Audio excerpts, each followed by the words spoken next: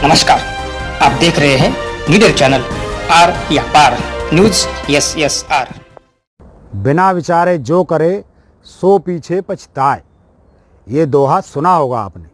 ये दोहा आज के वर्तमान हालातों पर सटीक बैठता है।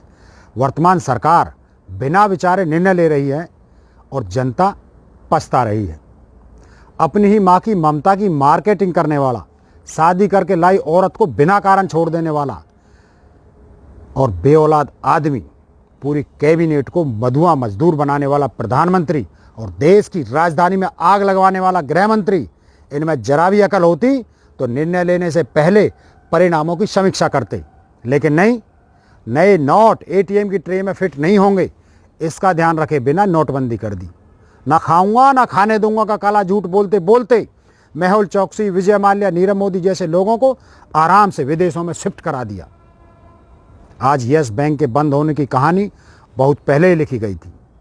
जैसे नोटबंदी के परिणाम थोड़ी देर से आएंगे, ये बोलकर जनता को बेवकूफ़ बनाने की चाल में खुद मूर्ख साबित हो गई श्रीमान जुमलेबाज।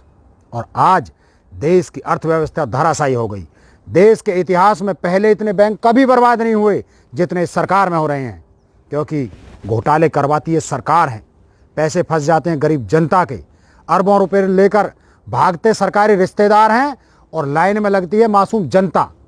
आपको बताते हुए मेरे रोंगटे खड़े हो रहे हैं कि अभी अभी राज्यसभा के एक सांसद ने जानकारी दी कि रिलायंस ग्रुप पर 1,25,000 करोड़ रुपए, मेदांता ग्रुप पर 1,03,000 करोड़ रुपए, एसआर ग्रुप पर 1,01,000 करोड़ रुपए, अडानी ग्रुप पर 96,000 करोड़ रुपए, जेपी ग्रुप पर 75,000 करोड़ रुपए, जेएसडब्ल्यू ग्रुप पर 58,000 करोड़ रुपए, जीएमआर ग्रुप पर 47,000 करोड़ रुपए, लेको ग्रुप पर 47,000 करोड़ रुपए, कुल मिलाकर 8,55,000 करोड़ रुपए का कर्ज लेकर इसी देश के उद्योगपति मजे ले रहे हैं। और महंगी बिजली, महंगी गैस, दिन ब दिन बढ़ते टोल टैक्स, समझ से परे जीएसटी टैक्स और रेलवे की महंगी होती टिकटें, डीजल पेट्रोल के आसमान छूते रेट, ट्रांसपोर्ट के उछलते रेट, स्कूल की फीस, बच्चों की ड्रेस, मनोरंजन टैक्स, इन सब का बोझ उठाए देश की जनता।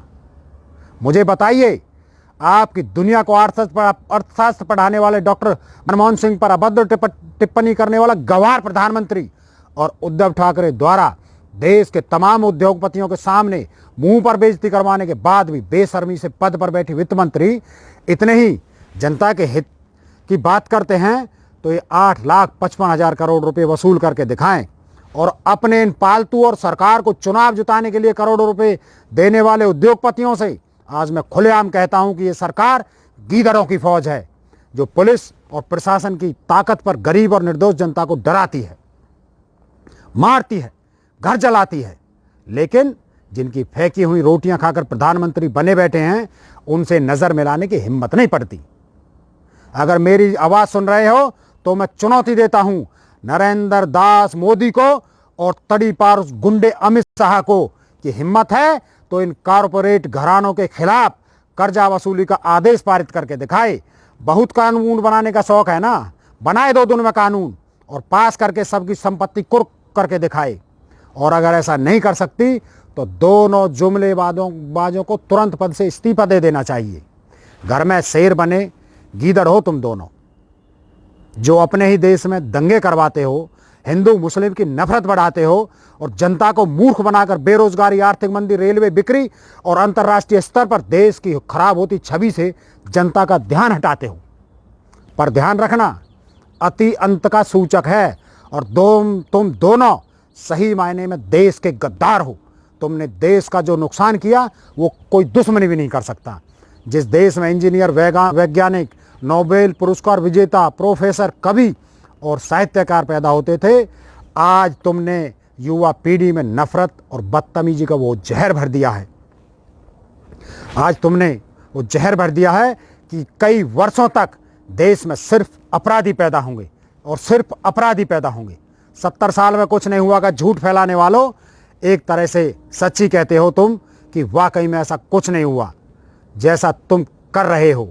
पहले देश अंतर्राष्ट्रीय स्तर पर दबदबा रखने वाला ताकतवर, सम्मानित और आध्यात्मिक देश था, लेकिन आज सिर्फ हिंदू और मुस्लिम के दंगों का मैदान बना हुआ है। तुम्हारी नफरत की राजनीति ने देश को 50 साल पीछे खड़ा कर दिया है। मेरे देशवासियों, आपसे हाथ जोड़कर निवेदन है, हम सबको मरना है, मुझे भी मरना है और इन गद्दारों को भी मरना है, लेकिन देश हमेशा से था और हमेशा रहेगा। इसलिए प्रेम और भाईचारे के साथ रहिए। बुरा वक्त भी अच्छे वक्त की तरह एक दिन गुजर जाएगा, धीरज रखिएगा। ये आतंक का नाच बहुत दिन नहीं चलेगा। जैसे ही ट्रंप सरकार अमेरिका में गिरेगी, पुलवामा का काला सच पूरी दुनिया के सामने आएगा। जो आज बड़े बड़े राष्ट्रभक्त बने बैठे हैं, उन्हें इसी देश की जनता सजा देगी। वो दिन भी हम देखेंगे। धीरज रखिए साथियों। इस संकट के